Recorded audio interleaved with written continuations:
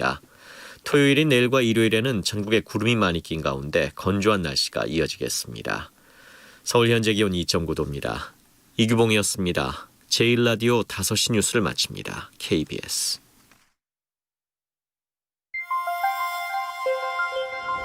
대한민국 중심 채널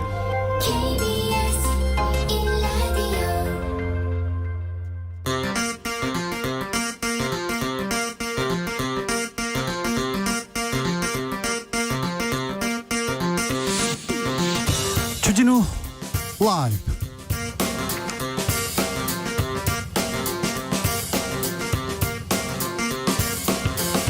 (2020년 12월 4일) 금요일입니다. 안녕하십니까, 주진우입니다.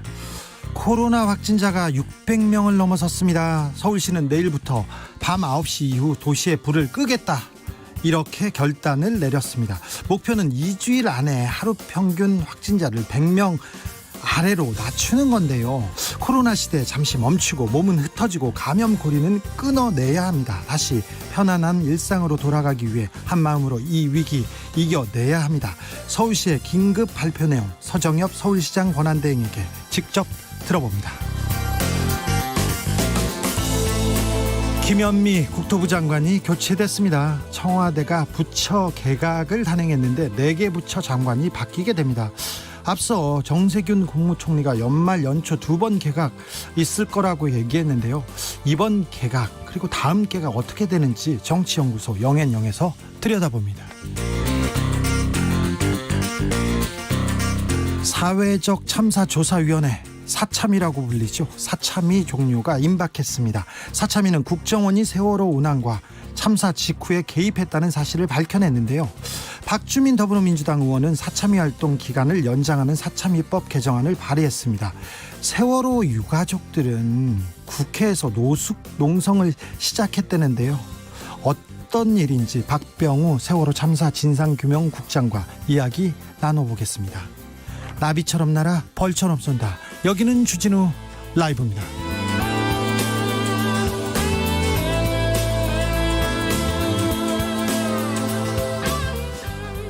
오늘도 자중자애, 겸손하고 진정성 있게 여러분과 함께하겠습니다. 코로나 확산세가 심상치 않습니다. 그 어느 때보다 엄중한 위험한 상황입니다. 가장 어려운 시기를 지나고 있으면 아마 지금인 거 아닌가 생각해 봅니다. 서울시는 내일부터 2주일 동안 완전 멈춤, 이렇게 선언했습니다. 그리고 중대본은 다음 달 초까지 부디 행사와 모임을 자제해달라고 권고했습니다. 다시 또 주말입니다.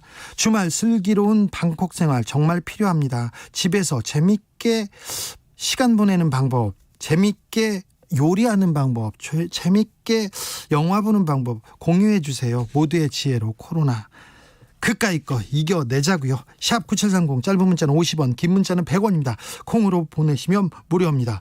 수험생이나 고3 학생들, 고생한 수험생들을 위한 문자도 기다리고 있습니다. 그럼 오늘 순서 시작하겠습니다.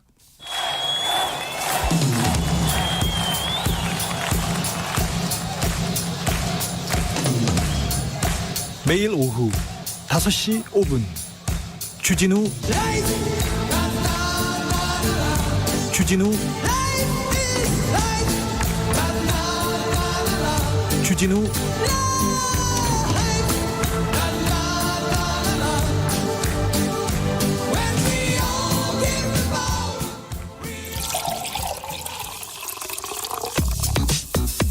진짜 중요한 뉴스만 쭉 뽑아냈습니다. 주 라이브가 뽑은 오늘의 뉴스 주스. 정상근 기자, 어서 오세요. 네, 안녕하십니까. 네, 코로나 확진자가 600명대입니다. 네, 오늘 아침 발표된 코로나19 신규 확진자가 600명을 넘겼습니다. 모두 629명이고요. 이 중에 국내 발생 확진자가 600명에 이릅니다. 600명, 그런데 또 감이 안 온다는 분들이 있는데 엄청난 숫자입니다. 네, 그렇습니다. 600명대는 지난 대구 경북 중심의 1차 대유행 당시에 나온 이후에 9개월 만에 나온 수치이고요. 안 좋은 것은 계속 500명대, 평균 500명 넘어가지 않습니까? 네, 최근 일주일 신규 확진자가 하루 평균 503.1명입니다. 네. 서울이 역대 가장 많은 확진자를 매일매일 갱신을 하고 있습니다. 오늘은요? 네, 291명의 확진자가 나왔고요. 291명입니다. 서울만. 네, 서울만 300명에 육박을 하고 있습니다. 수도권은요? 경기도가 155명, 인천 17명 등 수도권이 463명입니다. 여기만이 문제가 아니에요. 전국적입니다. 맞습니다. 부산은 31명, 비수도권에서는 가장 많고요. 충남이 22명, 대전 21명, 경남 16명, 전북 13명 등 오늘도 세종시를 제외하고 모든 광역지자체에서 확진자가 나왔습니다. 사회적 거리두기 단계 올리는 거 아닌가 이렇게 예상이 됐는데 거리두기 단계는 그냥 그대로 두고 추가 방역 대책 내놨습니다. 네, 일단 정세균 국무총리는 코로나19 확진자가 다시 늘고 있어서 위기 상황이 이어지고 있다라면서 이 주말까지 상황을 봐가면서 추가적인 방역 조치 여부를 결정하겠다라고 밝혔습니다. 그래서 정부는 이번 주 일요일 오후에 열리는 중대본 회의에서 이 수도권 및 전국의 방역 단계 격상 여부를 결정을 할 것으로 보입니다. 네. 다만 그 전에 추가 방역 대책은 내놨는데요. 이른바 연말연시 특별 방역입니다. 중대본은 개별적인 친목 모임은 온라인으로 대신하고 또 해맞이 행사 등 각종 축제도 가급적 비대면으로 진행하도록 했습니다. 다만 불가피한 경우 사전 예약제 등 인원을 제한하는 방안을 마련하도록 했습니다. 특히 크리스마스 종교 행사가 좀 우려가 되는데요. 이 비대면으로 개최할 수 있도록 하고 또 호텔 등 숙박시설에서 주관하는 파티나 행사도 자제할 것을 권고했습니다. 대면 축제를 개최하는 경우 사전 예약제나 차량 이동형 축제장 관람 그리고 행사 출입 인원 관리 방안 등을 마련하도록 했습니다. 또한 전국적인 감염 확산세를 억제하기 위해서 가급적 타 지역 여행을 방문을 자제해달라 이렇게 강조를 했는데 대체로 권고 사항이어서 좀 더 상황을 지켜봐야 될 것 같습니다. 종교 행사, 파티, 축제 이런 건 줄여야 되고요. 그리고 가급적 타 지역 여행 방문 자제해달라는 거 강조했습니다. 서울시는요. 일부 업종의 영업시간을 밤 9시로 아예 제한했습니다. 네, 서정엽 서울시장 권한대행은 내일부터 오후 9시 이후 서울 시내 마트, 놀이공원, 이미용원, 백화점, 영화관, PC방 등의 문을 닫기로 했습니다. 다만 필수적인 생필품은 구입할 수 있도록 300제곱미터 미만의 소규모 편의점 등과 같은 그리고 작은 점포들 그리고 음식점의 포장 배달은 허용을 했습니다. 독서실과 교습소, 학원, 독서실, 스터디 카페 등도 오후 9시 이후 운영을 중단해야 합니다. 9시는 거의 그냥 문을 닫겠다는 건데요. 그러면 대중교통은 어떻게 되나요? 네, 대중교통의 야간 운행 30% 감축을 지금 시행하고 있는데 오후 10시부터였거든요. 네. 이것을 오후 9시로 1시간 앞당겨 시행합니다. 이에 따라 시내버스는 내일부터, 지하철은 8일부터 오후 9시 이후 운행이 30% 감축이 됩니다. 잠시 후에 서울시는 어떻게 되는지 서정엽 서울시장 권한대행에게 직접 물어보겠습니다. 네. 오늘 4명의 장관 교체됐습니다. 네, 문재인 대통령은 오늘 이 부동산 정책 수장을 맡았던 김현미 국토교통부 장관 등 4개 부처 장관에 대한 개각을 단행했습니다. 신임 국토부 장관에는 변창흠 한국토지주택공사 사장이 내정됐고요. 행정안전부 장관에는 전해철 더불어민주당 의원, 그리고 보건복지부 장관에는 권덕철 한국보건산업진흥원 원장, 여성가족부 장관에는 정영애 한국여성재단 이사가 각각 내정됐습니다. 일단 정치인 출신이 2명 네. 장관에 포함됐군요. 네. 국토부 장관에 대해서 말이 많았어요. 아무래도 부동산 문제가 관심이 많기 때문에 이 국토부 장관 교체와 관련해서 언론에서는 이 부동산 정책의 실패를 인정한 것 아니냐 이렇게 규정을 하고 있는데요. 하지만 청와대는 이 김현미 장관이 원년 멤버로서 소임을 다했다라면서 경질은 아니다라고 선을 그었습니다. 소임을 다했다, 경질은 아니다. 네, 문재인 대통령이 일부 부처를 한데 묶어서 개각한 것은 지난해 9월 이후 1년 3개월 만입니다. 그동안 문재인 대통령은 필요에 따라서 이 장관을 교체하는 원포인트 개각을 해왔습니다. 그리고 지금 역대 정권보다 장관들의 수명이 오래 가고 있지 않습니까? 네. 한 사람한테 맡기면 이렇게 믿고 쓰는 그런 인사 스타일을 보여줍니다. 윤석열 검찰총장이 헌법 소원을 제기했어요? 네, 윤석열 검찰총장 측은 오늘 법무부 장관이 검사 징계위원회 위원들을 주도적으로 구성할 수 있도록 한 검사 징계법이 위헌이라면서 헌법 소원을 제기했습니다. 좀 자세하게 말해주세요. 네, 윤석열 총장이 문제 삼은 검사징계법 5조 2항은 그 위원장을 제외한 이 검사징계위원 구성을 명시한 조항입니다. 네. 해당 조항에 따르면 그러니까 징계위원회 구성은 법무부 장관이 지명하는 검사 2명 그리고 법무부 장관이 지명하는 변호사, 법학 교수 및 학식과 경험이 풍부한 사람 각 한 명씩을 위원으로 선정하도록 되어 있는데 이게 법인데요. 네, 이게 법인데 이것이 헌법과 맞지 않다라는 것이 윤석열 총장의 주장입니다. 네. 윤석열 총장 측은 검찰총장이 징계 혐의자가 되는 경우는 공정성을 전혀 보장받을 수 없다라면서 이 징계위원회의 공정성을 심각하게 해할 수 있는 위원 구성 방식이다라고 주장했습니다. 그리고 이에 따른 이 효력정지 가처분 신청도 함께 제기를 했는데요. 만약에 헌법재판소가 이 가처분 신청을 인용할 경우에는 징계위 개최가 불가능하게 됩니다. 검사 징계법이 이번에 만들어진 게 아니라 그 전부터 있었잖아요. 네, 오래전부터 있었습니다. 근데 왜 지금 총장이 당사자인데 지금 얘기했습니다. 헌법재판소에다가 위헌 청구를 하면은요. 헌법재판소 판결은 3년이 걸릴지 5년이 걸릴지 10년이 네. 걸릴지 모릅니다. 굉장히 그래서 오래 걸리죠. 자기는 이 징계위원회 이거 밟지 않겠다는 그런 주장인데요. 그죠? 네, 뭐 사용할 수 있는 방법은 모두 사용하는 것 같습니다. 그렇습니다. 왜 지금 국민들이 다 그렇게 물어볼 것 같은데요. 네, 일하는 국회법이 국회 운영위에 통과했습니다. 네, 국회의원의 이 상임위 출석 여부를 인터넷에 공개하고 사실상 상시 국회를 도입하는 이른바 일하는 국회법이 오늘 국회 운영위를 통과했습니다. 처리된 국회법 개정안은 연간 국회 운영 기본 일정에 3월과 5월 임시회를 추가로 집회하도록 하고 이 대정부 질문 시기를 2월, 4월, 6월로 조정을 했습니다.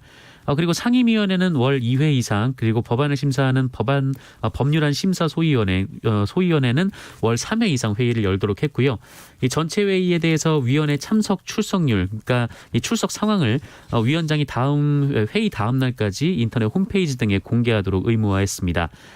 그리고 개정안에는 코로나19 등 제1급 감염병을 비롯한 천재지변으로 인해서 본회의가 정상적으로 개최되기 어려울 경우 교섭단체 간 합의로 원격 영상회의를 열 수 있도록 명시했습니다. 다만 이 조항은 내년 31일까지가 유효기간입니다. 일하는 국회법 통과했습니다. 운영위원회 통과하고 본회의 통과는 남았는데 네. 아무튼 이 법 때문에 국회의원들이 좀 더 일을 할까요? 일단 출석 상황이 쭉 공개가 되다 보니까 신경은 쓰이지 않을까 생각이 됩니다. 아무튼 이제 국회도 일해야죠. 국회의원도. 예. 홍준표 국회의원이죠. 무소속 의원인데 지금 계속해서 국민의힘 주호영 원내대표를 비판하고 있습니다. 너 왜 나는 너 봐줬는데 너는 왜 나 안 봐주냐 이러고 있어요. 네, 압축하자면 그 얘기인데요. 주호영 원내대표가 홍준표 의원의 복당을 반대했기 때문입니다. 앞서 주호영 원내대표는 한 언론과의 인터뷰에서 홍준표 의원의 복당 관련 질문에 상당 기간 어렵다라면서 반대하는 의원들이 많고 또 30, 40대 여성이나 화이트 칼라층의 비호감도가 높아서 복당은 당의 분열로 연결된다라고 밝힌 바가 있습니다. 그랬더니 홍준표 의원 발끈했습니다. 네, 자신의 SNS에 글을 썼는데 이 사람의 도리상 주호영 원내대표가 복당 문제를 앞장서서 풀어줄 것으로 여태 착각했었다라면서 배은망덕이라고 얘기를 했습니다. 그리고 두 번이나 탈당해서 복당한 분 말씀치고는 어처구니 없는 주장이라면서 30, 40대 국민들이 국민의힘을 싫어하지 홍준표를 싫어하냐 이렇게 얘기를 했습니다. 네. 오늘도 SNS를 통해서 주호영 원내대표를 비판했는데요. 능력이 안 되면 그냥 내려오라라면서 당을 민주당 이중대로 전락시켰으면 이제 그만둘 때가 됐다라고 말했습니다. 정치인들이 국가와 민족을 자주 얘기합니다. 네. 근데 나중에 보면요. 그 정치인의 이 문제를 놓고 풀어보면요. 정치인들이 국가와 민족을 진짜 생각하는지 네. 자신의 이득을 먼저 생각하는지 가끔 이렇게 조금 헷갈릴 때가 있습니다. 네. 자, 아까 지금 방송국에 오는 길에 네. 민주노총에서 여의도 집회를 하고 있더라고요. 네, 서울시가 불허했는데요. 이 집회가 강행됐습니다. 민주노총은 오늘 성명을 내고 서울시는 소규모 집단 감염의 속출 등 서울시의 방역 실패 책임을 왜 민주노총에 더 씌우려 하느냐라면서 지금까지 정부와 서울시의 방역 지침을 준수하며 노동 계약 국면에 대응하는 민주노총이 왜 문제냐라는 주장을 했습니다. 네. 민주노총은 앞서 10명 이상 집회를 금지한 서울시의 방역 지침에 따라서 여의도 일대 23곳에서 각각 9명 규모로 선전전 등 소규모 집회를 하겠다라고 했는데 하지만 서울시와 경찰은 집회를 허가하지 않은 상황입니다. 네. 그리고 민주노총과 경찰이 대치하는 상황에서 시위대 1명이 체포가 돼서 연행되기도 했습니다. 제가 오는 길에 봤는데요. 9명이 이렇게 줄을 서가지고 거리를 두고 선전전 그거 잘 안 되더라고요. 우르르 몰려다니고 네, 하다 네. 보면은 네. 지켜지기가 좀 어렵죠. 집회가 모이는 거잖아요. 그래서 여기에 모여 있고 저기에 모여 있고 우르르 다니더라고요. 이게 잘 안 되더라고요. 네, 뭐 게다가 뭐 대형 집회를 통해서 집단 확산이 이뤄진 바가 있었기 때문에 그렇죠. 네, 서울시에서 불허를 했던 것 같은데요. 코로나 시대지 않습니까? 네, 어쨌든 민주노총은 오늘 국회 환경노동위원회에서 이 법안심사 소위원회가 열리는 가운데 정부가 추진하고 있는 이른바 전태일 3법 통과 그리고 노조법 계약 저지를 주장하고 있습니다.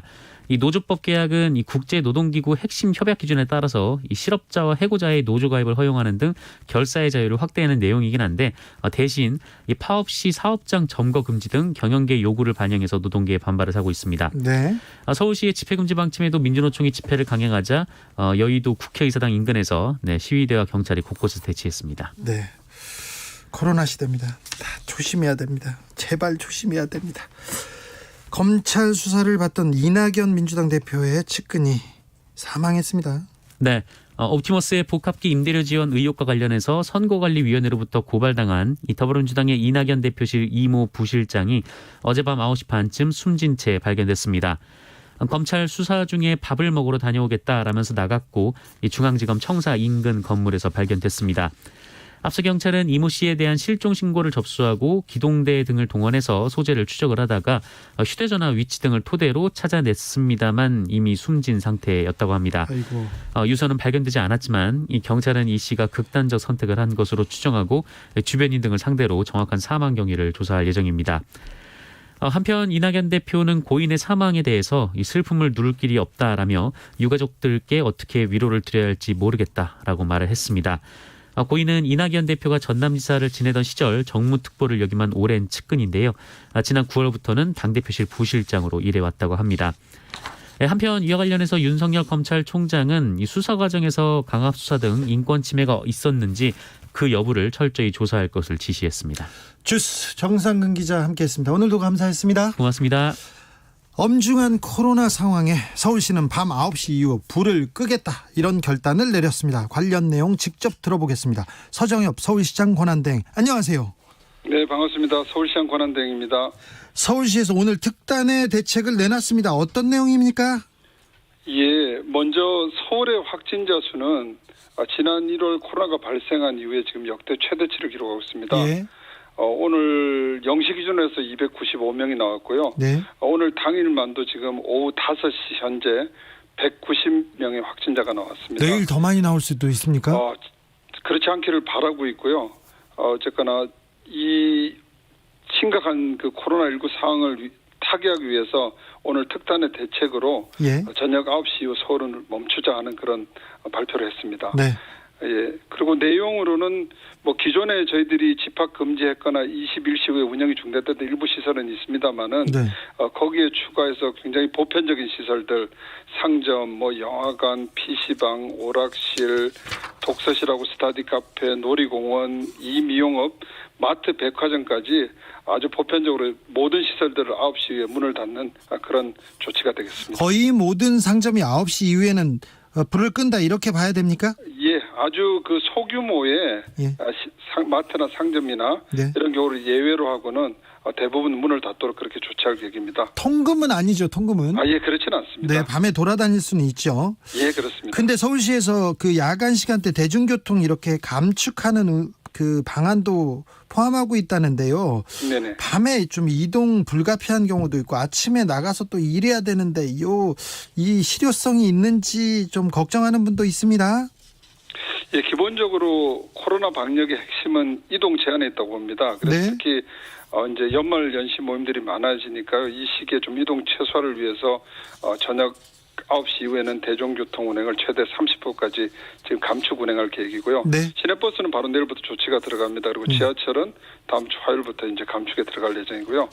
저희들이 이미 지난 11월 23일 날 1,000만 시민 긴급 멈춤을 선포하고 예. 22시 후에 지금 대중교통 운행을 20% 감축을 했는데요. 예. 야간 시간대 지하철 이용객은 한 34%, 버스 이용객도 한 36% 급감하는 그런 성과를 이미 봤습니다. 예. 그래서 이번에는 조금 더 엄중한 상황인 만큼 시간을 22시에서 21시로 그리고 운행 그 양도 20%에서 50%로 단축 운행하는 그 양을 좀 확대를 했고요. 예. 뭐 비상 상황이 생기면 지하철 막차 시간도 지금 24시에서 23시로 당기는 방안도 검토하고 있습니다. 9시에는 다 불을 끄고 9시 이후에는 돌아다니지 말자 이렇게 얘기하시는 네, 거네요. 그런 취지고요. 아까 저기 출근 시간 말씀하셨는데요. 네. 아침 출퇴근 시간대도 혼잡을 막기 위해서 저희 서울시는 물론이고 지금 민간 부분도 함께 2분의 1 재택근무와 지금 시차 출퇴근제를 시행하고 그렇게 또 민간 부분에도 협조를 구하고 있습니다. 네. 그래서 낮 시간대는 이제 재택근무와 시차 출퇴근제를 통해서 밤에는 또 대중교통 30% 감축 운행의 이런 투트랙으로 그 시민들의 이동을 최소화하자는 그런 취지라고 이해해 주시면 고맙겠습니다. 네, 2.5단계 격상은 아직 하지 않았어요. 이번 대책에서 대책에서 고려한 점은 뭡니까? 이번 조치의 핵심은 이제 밤 9시 후에 우리 도시를 멈추는 거고요. 예. 뭐 내용을 보시면 2단계는 유지하면서 예. 시설에 따라서는 2.5단계나 3단계 조치를 포함해서 좀 강력한 그런 선제적 조치를 취하자는 겁니다. 특히 시기적으로 지금 수능 이후에 대학별 면접 논술고사가 시행될 것이고요. 이 시기에는 또 전국에서 서울로 수험생들이 모였다 또 흩어지는 그런 기간이 되겠습니다. 예. 그리고 연말 연시 또 각종 모임이나 행사가 많은 기간이기 때문에 이동을 최소화하자는 데 하여튼 중점을 두고 조치를 취했습니다. 2주 동안 이렇게 우리가 불을 끄면 감소하겠죠? 예, 저희들 목표는 2주 내에 예. 일일 평균 확진자를 지금 300명에 가까운 숫자에서 100명 미만으로 낮추는 잡았고요. 예. 지금 물론 뭐 섣부른 낙관을 하기는 좀 어렵습니다만은 하여튼 1,000만 시민과 함께 최선을 다하도록 하겠습니다.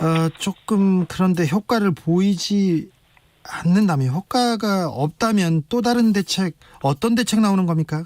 그다음 뭐 추가적인 대책은 또 전문가들과 논의를 해봐야 되겠습니다만 현재는 저희들이 목표대로 네. 100명 미만으로 낮출 수 있도록 하여튼 최선의 노력을 다하는 것이 우선이라고 생각이 됩니다. 병상은 괜찮은 거죠, 지금은? 괜찮지 않습니다. 병상이 가장 심각한 상황이고요. 지금 뭐 수도권 병상 가동률이 한 71.2%, 서울시는 80% 가까이 됩니다. 그래서 굉장히 높아졌고요. 특히 이제 중요한 게 중증 환자 전담 치료 병상인데 서울에는 지금 8개가 남아 있고요. 8개밖에 없어요? 예, 그래서 지금 뭐 여러 가지 다각도의 병상 대책을 가동하고 있는데요. 지금과 같은 추이가 계속된다면은 병상 부족 사태가 좀 불가피하다고 봅니다. 예. 그래서 여러 가지 저희들이 뭐 조치들을 취하고 있습니다. 네. 마지막으로 서울 시민 그리고 전국의 청취자분들께 당부 말씀해 주십시오. 예. 뭐 하여튼 올해 초부터 코로나와 함께 정말 수많은 위기 상황을 또 전 국민들과 서울 시민들과 함께 넘으며 여기까지 왔습니다. 오늘 발표한 밤 9시 이후 서울 멈춤은 소상공인들이나 자영업자들의 타격 또 시민들의 고통을 알면서도 절박한 심정으로 마련했습니다. 그렇지만은 시민들이 동참이 함께하지 않는다면 효과를 기대하기 어려울 거라 생각되고요. 그래서 지금은 서울시와 또 서울시민 또 전 국민이 하나의 팀이 되어야 될 거라고 생각됩니다. 그래서 한 분 한 분이 특히 자발적으로 연말 연시 각종 모임을 취소 연기해 주시고 또 일상의 사소한 만남도 자제해 주시기를 다시 한번 당부드리겠습니다. 네. 공무원 생활 몇 년 하셨죠? 30년 가까이 됐습니다. 공무원 생활 오래 하시면 말투가 비슷해져요. 좀 그렇죠. 네. 예, 저희는 잘 모르겠습니다. 네. 고생 많으신지 압니다. 그런데 더 고생해 주시고 힘내 주십시오. 예, 감사합니다. 지금까지 서정엽 서울시장 권한대행이었습니다. 감사합니다. 교통정보센터 다녀오겠습니다. 김한나 씨. 네, 이 시각 교통정보입니다. 지금 서울 시내는 대부분 구간에서 막히고 있습니다. 강변북로 구리 방면은 마포대교에서 암사대교까지 밀렸다 풀렸다를 반복하고 있는데요. 1시간 20분은 걸리겠고 나란히 가는 올림픽대로 공항 방면은 청담대교부터 밀려서 양화대교까지 길게 정체되고 있는데 1시간가량 걸리겠습니다. 그 외에 북부간선도로는 신내나들목부터 종암분기점까지 양방향으로 밀리고 서부간선도로는 전 구간에서 더딘 흐름 보이고 있는데요. 특히 안양 쪽으로 성산에서 금천 인천교까지 1시간 정도 소요되겠습니다. 고속도로에서는 서해안고속도로 서울 방면으로 많이 밀리고 있습니다. 서평택 분기점 부근에서 화성휴게소 부근 14km 길게 정체고요. 이후로는 매송에서 용담터널 구간에서 짧은 정체 보이고 있습니다. 다음으로 수도권 제일순환고속도로입니다. 판교에서 구리 방면 송파부터 토평까지 16km나 길게 정체고 반대 구리에서 판교 쪽은 남양주에서 토평까지 또 광암터널에서 성남 부근 14km 사이에 차들이 많습니다. 목적지까지 안전운전 하시기 바랍니다. KBS 교통정보센터였습니다. 주진우 라이브.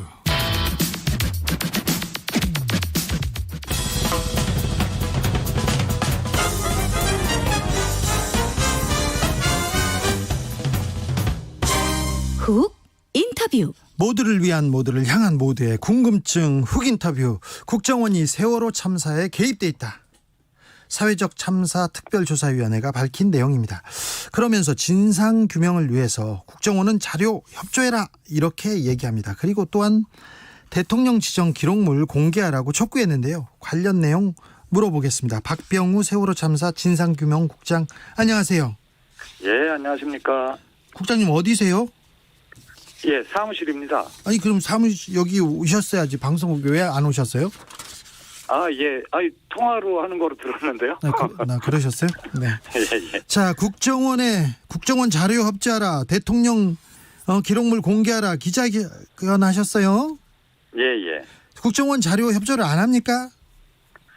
아, 뭐 실상 이 협의 테이블은 있습니다. 그 협의는 하고 있는데 네. 일단 가장 중요한 부분에서 지금 그 세월호로 검색을 해서 목록이 이미 뭐 많이 나온 것 같은데 그 40만 건 정도가 국정원 내부에서 나온 것 같아요. 국정원 자료만 40만 건이 된다고요? 예, 예. 수십만 건인데 이제 한 40만 건으로 지금 확인이 되고 있는 것 같은데요. 네. 그 40만 건에 대해서 일단은 목록이라도 예. 저희들이 다 봐야 되지 않겠습니까? 그래서 예. 그 부분에 대해서 최종 현재까지는 협의가 안 되고 있는 상황이고. 잘 안 보여주려고 합니까? 글쎄요, 이제 3단계로 아마 내부 검증 절차를 거쳐서 통과된 그 목록만 일단 보여주는 거로 내부에서 정리가 된 것 같습니다. 예. 예, 자, 그렇다면 그게 몇 개가 될지 이게 지금 뭐 알 수가 없는 상황이고 사실 어제 그 190몇 건으로 국정원이 이미 발표도 하셨던데 일단 뭐 수십만 건에 비하면 뭐 이후에 얼마가 더 들어올지 뭐 이런 건 뭐 도무지 알 수가 없는 상황입니다. 국정원에서 세월호 관련된 자료를 40만 건이나 모았다니 국가 안보에 굉장히 중요한 사안이라고 보기도 어려운데 국가 예, 물론 안보하고. 거기에는 이제 중복되는 문서들도 많아요. 저희들도 조사를 하다 보면 가령 어디에서 문서를 한 건 생산했는데 그것을 뭐 50개 부처에 돌렸다, 30개 부처에 돌렸다 그러면은 그게 하나하나로 다 건이 잡히거든요. 그래서 중복도 걸러낼 필요가 있고 예, 예. 다 압니다. 네. 아는데 그런 부분도 저희들이 살펴봐야 되는 거거든요. 알겠습니다. 예, 자, 예. 사참위에서 다른 선박과 달리 세월호는 국정원이 개입돼 있다 이렇게 의혹을 주장하고 있습니다. 예, 근데 저희들이 개입돼 있다라고 그렇게 바로 얘기를 한 게 아닌데 언론에서는 아마 그렇게 보였던 모양입니다. 근데 뭐라고 하셨어요, 그럼? 그러니까 이제 기존에 적폐청산 TF라고 일단 그 국정원에 대해서 이제 내부 외부를 인사들을 초빙해가지고 초창기에 예, 했죠. 국정원 적폐청산 TF를 운영을 했는데 거기에서 내려놓은 결론 관련해서 저희들이 살펴보니까 결론이 좀 다른 것 같아요. 아, 그래요? 예. 그러니까 예를 들어서 어제 발표한 것 중에는 이제 해상사고 보고 개통도라는 것이 뭐 어지간한 배들에는 있었다. 결론적으로 이제 그런 결과가 나왔는데 저희들이 살펴보니까 이게 착각을 하면 안 되는 게 이제 운항 관리 규정이라는 그 규정문이 있거든요. 네. 그 운항 관리 규정에 국정원을 해상사고 보고 개통도에 딱 넣는 것은 세월호밖에 없어요.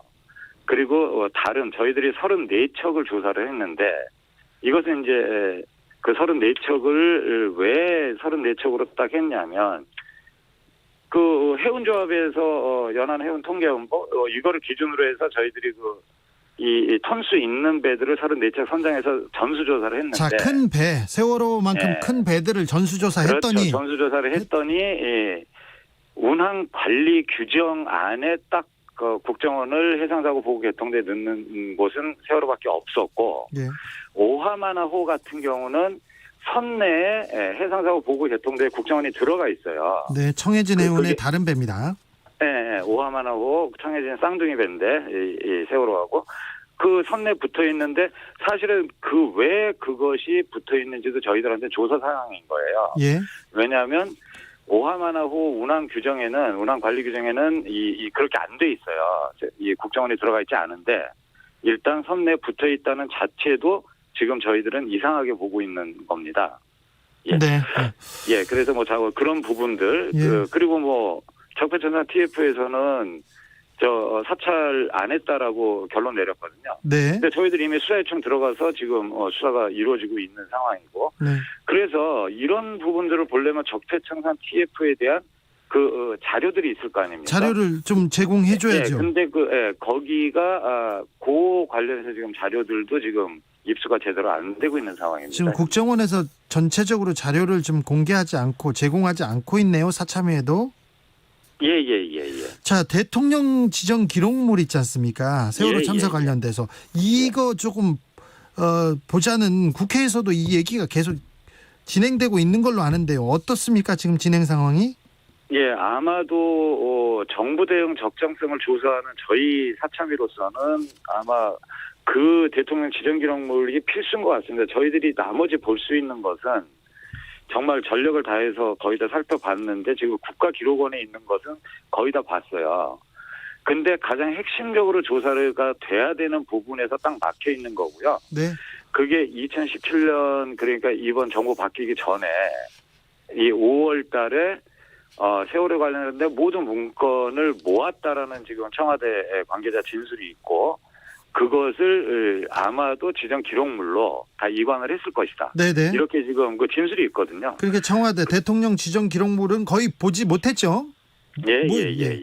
아니 못 봤죠. 저는. 네, 저는- 목록도 못 봤습니다. 그러니까 세월호의 진실을 밝히려면 국정원에 있는 자료, 대통령 지정 기록물 기록은 봐야 이거 그 사고 원인 그 내용을 밝힐 거 아닙니까? 그렇죠? 그렇죠. 자, 얼마 전에 사참위에서 세월호 침몰 원인과 관련한 그 발표도 있었어요. 근데 내용이 좀 어렵더라고요. 그러니까 좀 쉽게 좀 설명해 주세요. 자, 세월호 사참위에서 세월호 예. 침몰 원인을 실험해 봤더니 예, 봤더니 이게 이제 저희들이 단독 조사가 아니고 이전에 재판 과정서부터 이전에 선조위까지 다 조사를 해서 두 개로 딱 갈라졌었어요. 네. 그게 이제 결론 난 게 아니고 그래서 결국 세월호가 오른쪽으로 오른쪽으로 급하게 돌아간 이유가 뭐냐?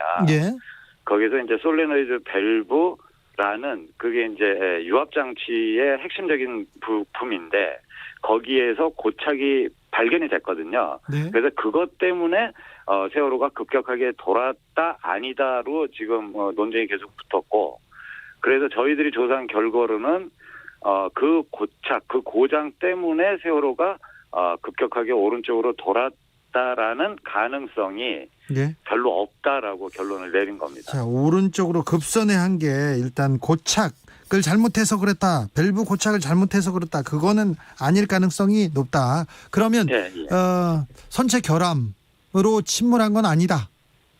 아직까지 거기까지는 가지 못했고 지금 관련해서 저희들 조사가 꽤 많이 지금 이 아이템이 많습니다. 그래서 조사는 많이 하고 있는데 그러니까 지금 세월호가 왜 침몰했는가에 대한 그렇죠. 그 예. 결과 그 침몰했는지도 지금 아직 밝히지 못하고 있네요. 못하죠. 그게 보통 어려운 작업은 아닙니다. 예. 또 다 세월호와 관련해서 밝혀야 될 진실들이 많지 않습니까? 아유, 많죠. 어떤 저희- 내용? 예. 뭐 이거는 꼭 빨리 밝혀달라 얘기를 좀 해주십시오. 예, 저희들이 뭐 증거 조작 관련해서 이제 DVR도 지금 특검을 요청은 했는데 아직 뭐 본격적으로 논의 안 되고 있는 것 같은데 예. 그 정도 수준에 준하는 지금 또 뭔가 있어가지고요. 저희들 지금 열심히 준비하고 있습니다. 예. 이게 세월호는 가장 강력한 증거들이 살펴보면 살펴볼수록 좀 의혹이 커요. 좀 의혹이 좀 있어서요. 예. 어쨌든 저희들이 활동을 하는 기간에 떨 건 떨고 말하자면 정확하게 제기할 건 제기하고 뭐 이렇게 해야 된다는 마음이 다들 충만해 있기 때문에 네. 조만간에 또 저희들이 한번 말씀드려야 될 것 같습니다. 알겠습니다. 세월호 참사 유가족들이 지금 국회 본관 앞에서 농성 중이라고 합니다. 얼마 전까지 청와대 앞에서 단식했던 김성묵 씨는 다시 병원에 갔다 예. 다시 단식을 하고 있고요. 자, 세월호의 진실을 위해서 더 많이 관심을 가져줘야 되는데, 자, 국회 그리고 국민들한테 하고 싶은 말 마지막으로 부탁드리겠습니다. 예, 정말 가슴이 아픕니다. 저희들 믿고 어쨌든 여태까지 버텨주시기는 했는데 저희들이 충분한 성과를 내지 못해서 가족분들이 또 들어가시는구나. 그리고 우리 김성묵 선생님도 그런 상황이 돼서 너무 가슴이 아프지만 저희들이 가슴이 아파서 이렇게 감상에만 젖어 있을 수는 없는 것이고, 저희들은 하루가 다르게 계속해서 어쨌든 조사 결과 그리고 의혹을 정확하게 검증하기 위해서 지금 이 시간에도 조사관들 같이 열심히 지금 뛰고 있으니까, 어쨌든 저희들이 진상규명을 위해서 진력을 다해서 결과 좀 나와줬으면 하는 나름대로의 바람입니다. 지금까지 박병우 세월호 참사 진상규명국장이었습니다. 예, 감사합니다. 감사합니다. 예. 나비처럼 날아 벌처럼 쏜다. 주진우 라이브.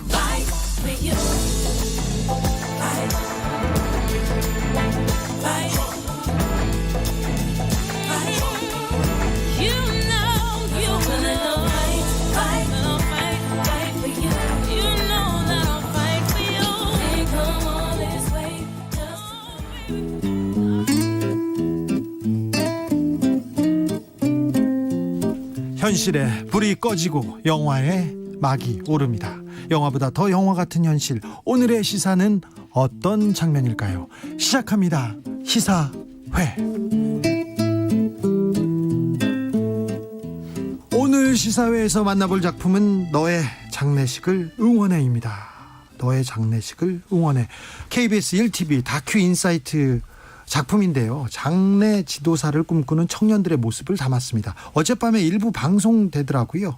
그리고 남은 이야기가 지금 남아 있습니다. 어떤 내용인지 직접 들어보겠습니다. 세 분 모셨습니다. 일단 이 작품을 만든 이승문 시사교양국 PD 오셨습니다. 안녕하세요. 안녕하세요. 이승문입니다. 그리고 이 주인공들입니다. 을지대학교 장례 지도학과 장례 지도를 학교에서 배운다고요? 대학교에서요? 저는 깜짝 놀랐습니다. 김동현, 정지원 학생 어서 오세요. 안녕하세요. 네, 어제 밤 10시에 KBS 1TV에서 너의 장례식을 응원해 이렇게 1부 나갔습니다. 1부는 춤추는 장의사. 네. 네, 내용에서 어떤 내용이었어요? 네, 방금 말씀하신 것처럼 사실 장례 지도학과, 그러니까 소위 저희가 흔히 하는 장의사. 네, 장례. 네, 그런 걸 대학에서 배운다고 저도 사실 상상을 못했었는데요. 네. 그걸 4년제 대학에서 이제 배우는 친구들이 있는데 거기다가 알아보았더니 그 네. 동아리, 그 학과 동아리로 네. 치어리딩 팀을 만들어서 활동한 친구들이 있다는 얘기를 듣고 만들게 된 거고요. 네. 그리고 1편에서는 주로 이 친구들에 대한 소개와 그리고 실제로 이 친구들이 장례식장에 실습을 나가서 죽음을 마주하고 어떤 소외를 느끼는지 이런 이야기들을 주로 담았습니다. 네. 방송에서 장례식 얘기가 나와가지고 네. 저는 다른 데로 돌리거나 그런 사람 그랬다는 얘기를 들었어요. 네네, 그럴 수 자, 있습니다. 지원 씨 네. 어제 텔레비전에 나왔어요. 네. 어떻게 보셨어요? 주변에서 연락도 많이 왔나요? 방금 들어오기 전까지도 이제 군대에 있던 동기한테도 연락 와서 봤다고 연락 왔고 예, 많은 연락 받았고 저는 알바 중이어서 못 봤어요. 아니요 알바 중인데 이제 핸드폰으로 KBS 온에어 그거 통해서 봤는데. 네, 실시간 보면서 알바도 하면서 근데 봤는데 어땠어? 이제 텔레비전에 나오면서. 신기하죠. 살면서 처음으로 TV 나온 거고 네, 신기했어요. 신기하기만. 동현 씨는 어땠어요? 저도 이제 접한 그런 소식들은 이제 동현이가 TV에 나온다, 출세했구나 이런 얘기를 많이 들으니까 저 스스로도 뭔가 내가 스타가 된 느낌이 좀 들기도 하고. 그랬어요? 네. 네. 장례 지도학과 여기 학교에서 이거 공부를 해야겠다 이렇게 생각하게 된 선택하게 된 계기가 있습니까, 동현 씨? 네, 저는 일단 돈을 많이 번다는 그런 얘기가 좀 많잖아요. 장례주사들은 돈을 많이 번다. 아, 그래요? 네. 그래서 일단 첫 번째 목표는 그걸로 잡았고, 그리고 두 번째로는 이제 또 고귀한 직업이다라는 생각을 조금 했습니다. 아, 선택할 때? 네. 그렇죠. 지원 씨는 어떻게 선택하게 됐어요? 이제 고3 수험생 당시에 이제 보다가 이제 전국에 3개밖에 없어요, 저희 과가. 네. 근데 그 중에서도 4년제 유일한 게 을지대학교였고, 이제 일단 처음 과를 접했을 때 되게 특별한 과다라는 생각 반 자리 잡았고, 나머지 반은 네. 주변에서 이제 진짜 갈 거야? 진짜 갈 거야? 이런 시선 때문에 장의사 할 거야? 이렇게 물어보는 사람들 많았을 거 아니에요? 많았어요. 많아갖고 오기로 이제 이제 들어왔다고 봐도 돼요. 학교에 그 한 학과에 몇 명입니까? 학년마다 40명 정도씩. 40명이요? 남녀 비율이 어느 정도 돼요? 오히려 여자가 6대4 정도로 많습니다. 그래요? 아, 네.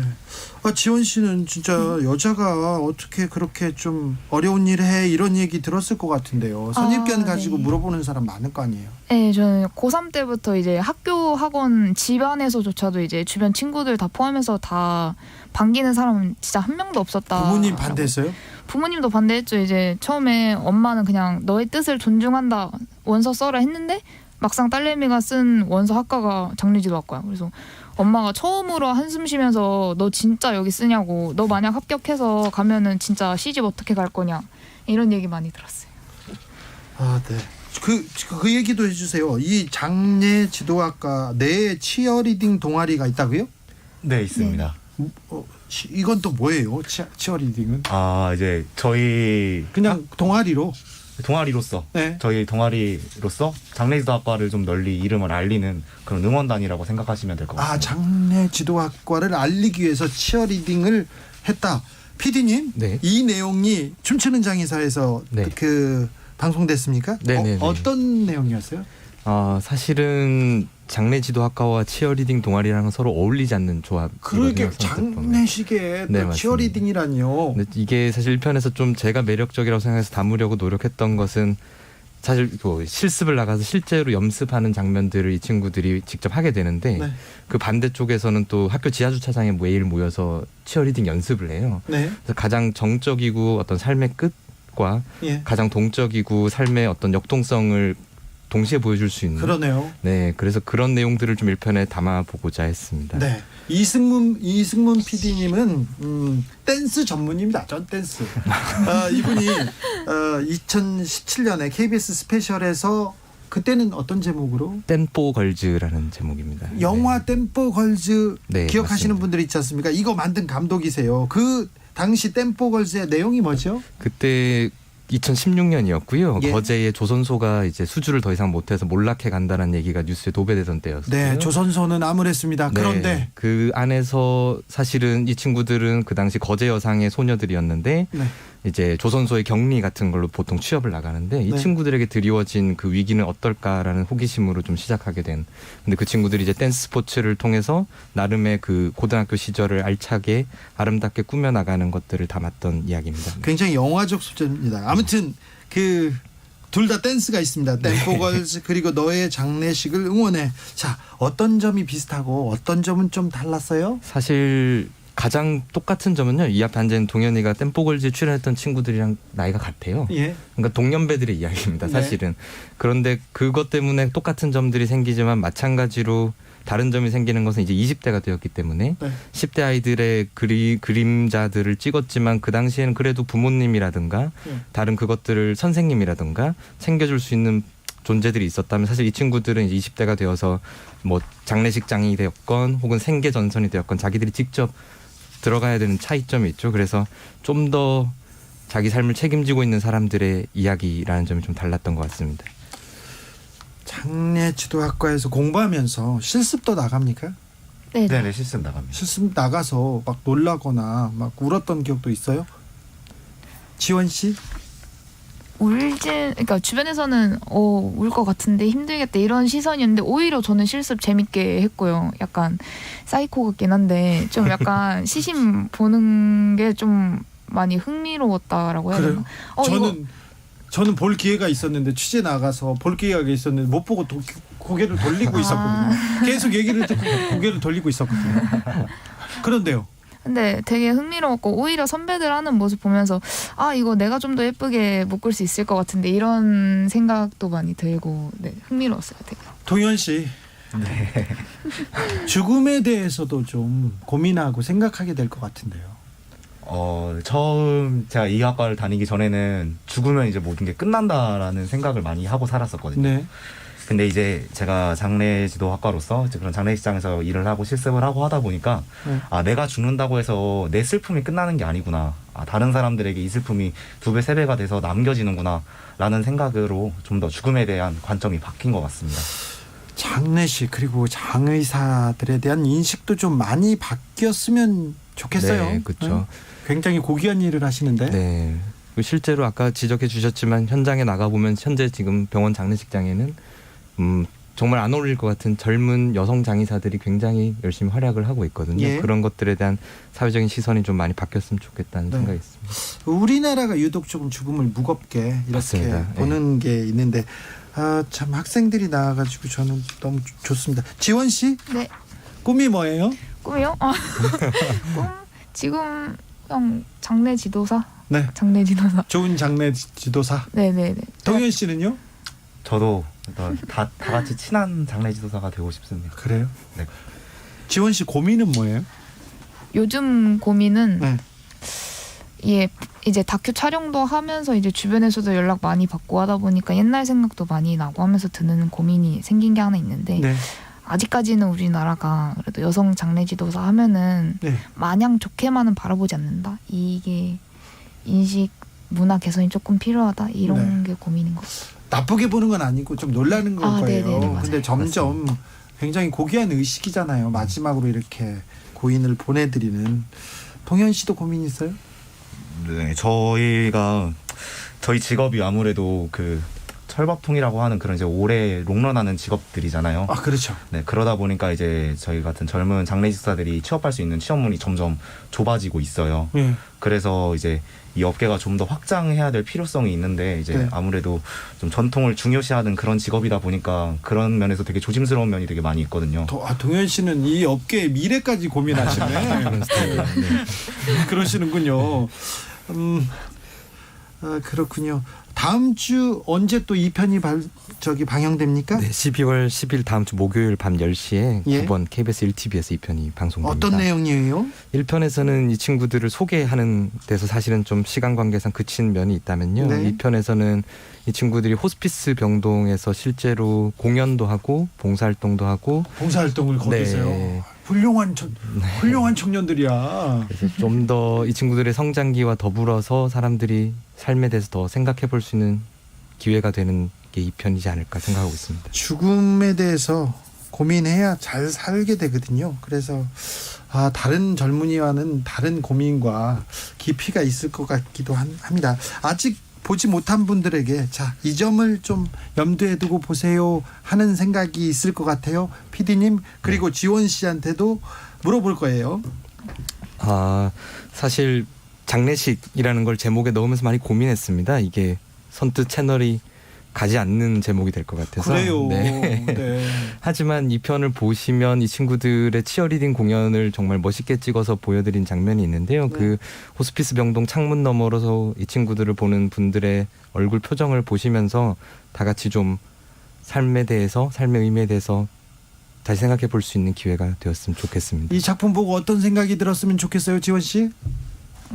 저희가 장례지도학과 학생들이다라고 해서 특별하게 생각하시는 분들도 많은데, 그러니까 신기하다 이런 사람들도 많은데, 어쨌든 저희도 다른 이제 20살 친구들이랑 같은 대학생들이고 하니까 너무 이렇게 무겁게만 안 보셨으면 좋겠고 그냥 같은 밝은 대학생들로 보여주셨으면 좋겠어요. 네, 지원 씨 아주 밝아 보여요.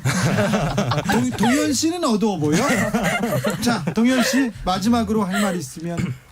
저희 이제 어제 수능이 끝났잖아요. 예. 이제 수험생분들 혹시 이제 자기 진로를 못 정해서 갈팡질팡 하시는 분들 이분은 업계 미래까지 생각해. 장례지도협회 회장이 꿈 아닙니까? 감사합니다. 그래요? 네, 그 친구들도 꼭 장례지도학과 나쁘게 생각 안 하고 지원해 주셨으면 감사하겠습니다. 네, 오늘 자리 감사합니다. 네, 감사합니다. 네. 6726님이 학생들 화이팅. 남들이 뭐라 하든 기죽지 마세요. 열심히 해주세요. 이상한 눈으로 보는 사람들이 문제죠. 여러분들의 용기에 감사할 따름입니다. 화이팅. 네, 김소미님은 최근에 장례식 치렀어요. 두 분이 되게 젊으시더라고요. 귀한 일 하신다고 감사하다고 말씀드렸어요. 귀한 일 하신 겁니다. 정말 훌륭하십니다. 국재호님께서 가나에서 커피 댄스 추는 거 보고 죽음이 꼭 무거워야 할까 이런 생각을 했어요. 우리는 좀 무겁죠. 네. 그런데 네, 뭐 다른 길을 가는 젊은이들인데 뜻이 있는 것 같아서 뭐 엄청 뭉클했습니다. 오늘 감사했습니다. 감사합니다. 너의 장례식을 응원해. 다큐에 OST가 있습니다. 수준이 높은 다큐예요. 김사월이 부른 우리의 하루 들으면서 저는 잠시 쉬었다 6시에 돌아오겠습니다. 그래도 지금 우리 함께 있잖아. 어제 잘